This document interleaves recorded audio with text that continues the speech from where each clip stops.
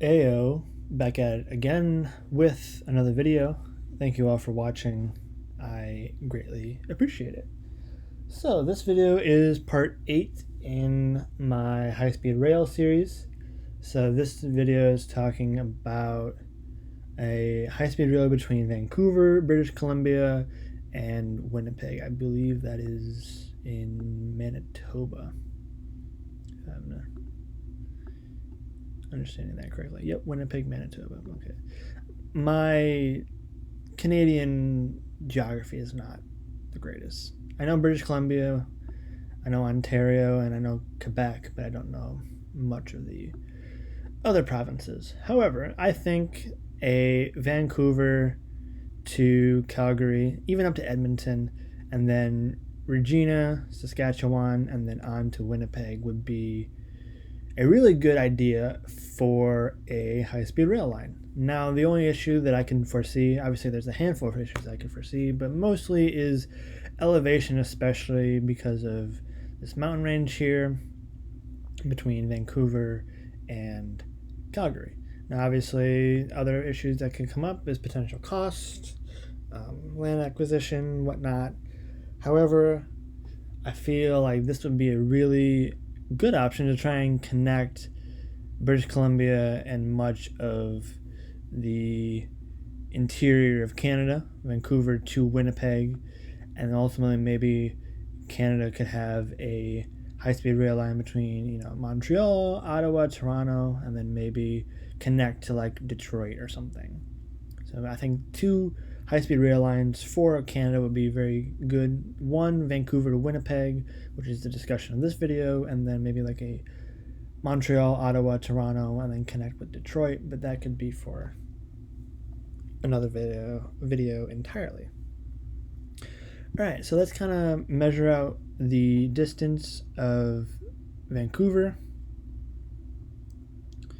to Winnipeg. Follow I believe it's called the Transcontinental Canadian Highway, if I'm not mistaken. Yep, it goes up. You can either go whatever direction you would like, but I know my measurements is not entirely accurate, but roughly 485 miles to Calgary. And then you keep going, and then zoom out. I'm going to Regina,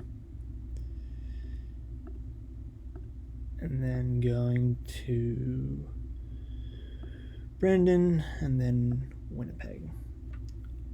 Again, my measurements aren't entirely on the road. But we're looking at about 1,200 miles, and then ultimately connect from Calgary up to Red Deer, and then up to Edmonton would be another very viable option. Ultimately, Vancouver to Winnipeg is roughly 1,200, looking closer to 1,300 miles. That is a considerable distance, but that would connect the Pacific coast of Canada, Vancouver, to the interior of Canada. You got the provinces of Alberta, Saskatchewan, and Manitoba. Now, looking at metro regions, that's the U.S. metro regions, Canadian regions. All right, so the biggest city in Canada is Toronto, Montreal, and then Vancouver, 1, 2, and 3. Ottawa is number 4, Calgary is 5, Edmonton 6, Winnipeg is 8, after Quebec at 7. So most of the Canadian population, you're looking at right along in here from Quebec City to Montreal to Ottawa to Toronto, to Hamilton to London, mostly along this, I think it's referred to as the Golden Horseshoe, but mostly much of the population is along the Great Lakes St. Lawrence Seaway.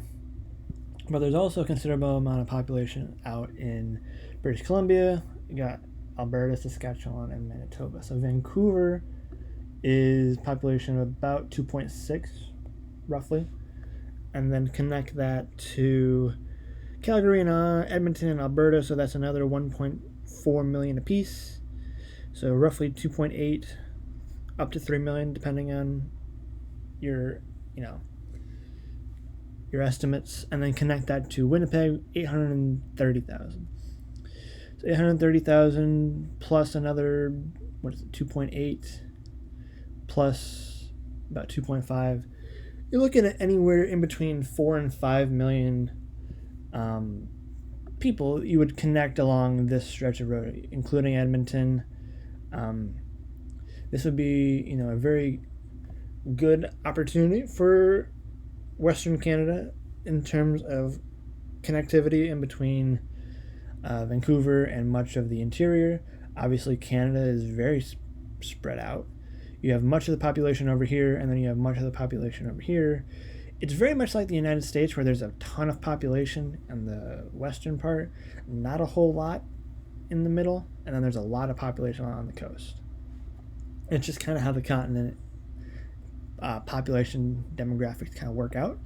But as we've discussed in previous videos, if you're trying to create high-speed rail, you have to connect the west to much of the population centers in the interior.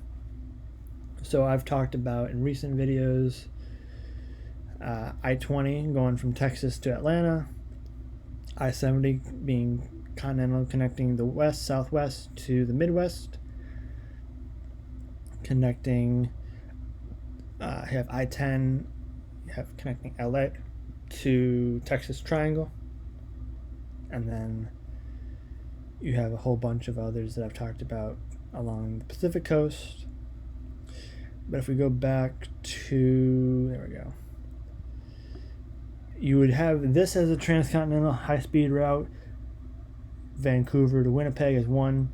I've talked about LA to Vegas, to Denver, to St. Louis, Indianapolis is another transcontinental route. And then I also previously talked about LA to San Antonio, to Dallas, to Atlanta. Basically have a Sunbelt route across the country. Basically have a Rocky Mountain, you cross the Rocky Mountains into the Midwest, have that be a corridor for high-speed rail, and then this third corridor between Vancouver and Winnipeg. And then you can also extend that route down to Minneapolis and then down into, I zoomed out way too far, and then back down to Chicago, and then tap into the population centers of the Great Lakes region. So that is Vancouver to Winnipeg high-speed rail. I think it would be very beneficial. Obviously, there's a lot of challenges in terms of cost, in terms of elevation, especially over mountain ranges of Western Canada. But if completed, I think it would be very beneficial for, being able to transport people in between cities, connectivity between different areas of the Canadian western provinces, and ultimately boost economic development by creating jobs in construction, but also creating jobs transporting people back and forth between Vancouver, Calgary, Edmonton, and then ultimately Winnipeg. So this was part 8. I'm going to continue on to this series. We have a lot more that I would like to potentially discuss. So this has been part 8, and I will make more videos on high-speed rail in the future. But thank you for watching. That is the end of the video, and I will see you in the next one. Deuces.